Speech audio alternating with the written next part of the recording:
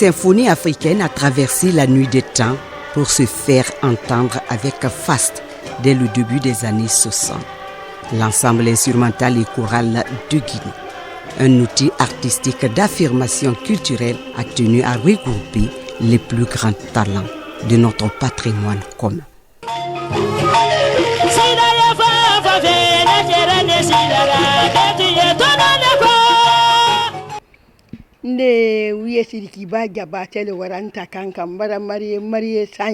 C'est Sidikiba Diabaté qui est allé me prendre à Kankan. Je venais juste de me marier pour faire partie de l'ensemble instrumental et choral. Après l'indépendance, ils m'ont appelé avec mon mari. Ils m'ont demandé de chanter la chanson que je connaissais. Alors j'ai chanté Mali Sadio et j'ai été recrutée.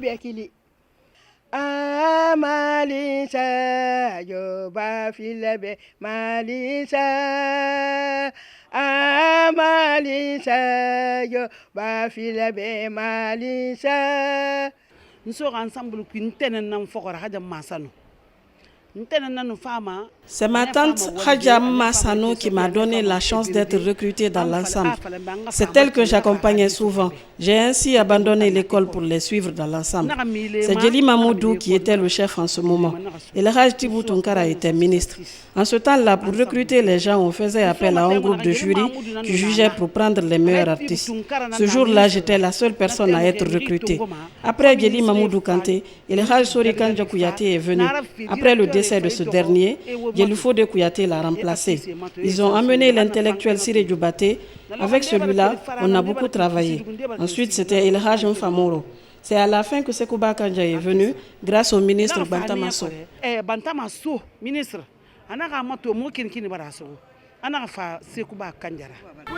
Autour des Djeli et paroliers de la dimension de El Haj Sori Kandja Kouyaté et des cantatrices aux voix inoxydables comme celle de Kadi Diawara. L'ensemble instrumental et choral exhume avec exubérance la diversité artistique de la Guinée. Des prodiges, des instruments à cordes, à vent ou à percussion des quatre coins du pays font partie des membres fondateurs de cet ensemble emblématique de l'authenticité musicale africaine. Nous avons des valeurs sociales et culturelles dont on ne peut le trouver nulle part dans le monde entier si ce n'est pas chez nous ici. Nos ensembles nationaux ont été les porte-flambeaux de la culture africaine. Ils ont été exemplaires. Donc la culture, sans la culture, il n'y a pas de pays. Donc la pièce d'identité d'une nation, c'est sa culture. La pièce d'identité d'une nation, c'est sa culture. La culture, c'est le passeport d'un pays. Donc la Guinée égorge beaucoup de potentialités culturelles. Ceux qui sont connus, ceux qui sont dans l'ombre sont plus nombreux que ceux qui sont connus, mais qui ont des talents, qui ont des valeurs. Malgré le bouleversement que la culture va connaître après la révolution et le choc du libéralisme, la Guinée va rester attachée à l'ensemble.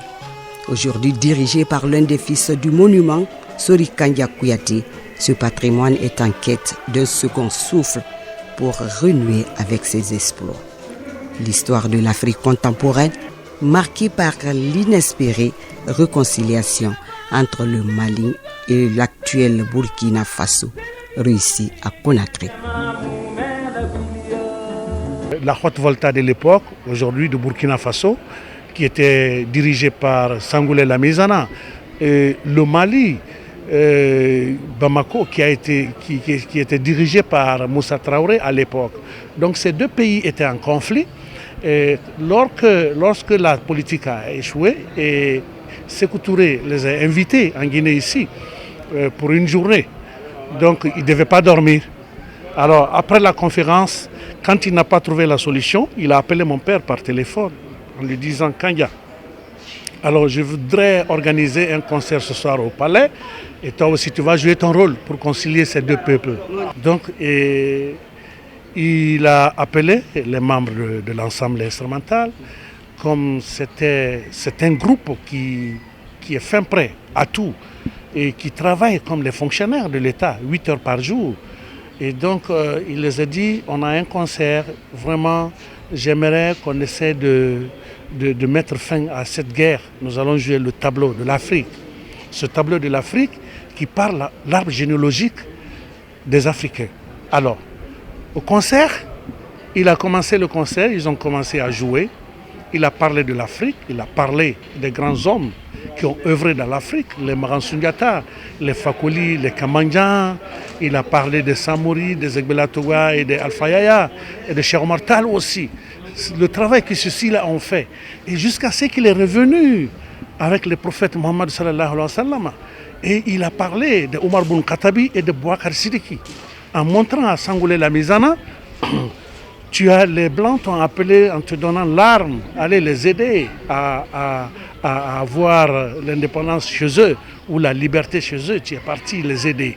Tu as pris l'arme là, tu es venu chez toi pour sauvegarder la souveraineté de ton pays du Burkina Faso, ton pays de l'Afrique. Il dit, si tu n'as pas vu quelqu'un d'autre avec lequel, pour viser la personne avec cette arme, en tout cas, ce n'est pas ton ami africain. Donc la guerre entre les Africains, ce n'est pas bon entre nous les Africains. Donc, il a obligé à Sékou Touré de se lever, prendre la main de Moussa Traoré et de Sangoulé la Mizana, leur donner main en main. Sékou n'a pas pu se lever pour leur donner main en main. Les deux personnes se sont levées volontairement et s'embrasser. Et voilà comment notre feu père Sori Kanya a signé la paix entre le Burkina et le Mali. Par ce fait, et bien d'autres, la Guinée par l'ensemble instrumental et choral inspirera plusieurs pays, surtout ceux qui ont en partage la culture mandingue.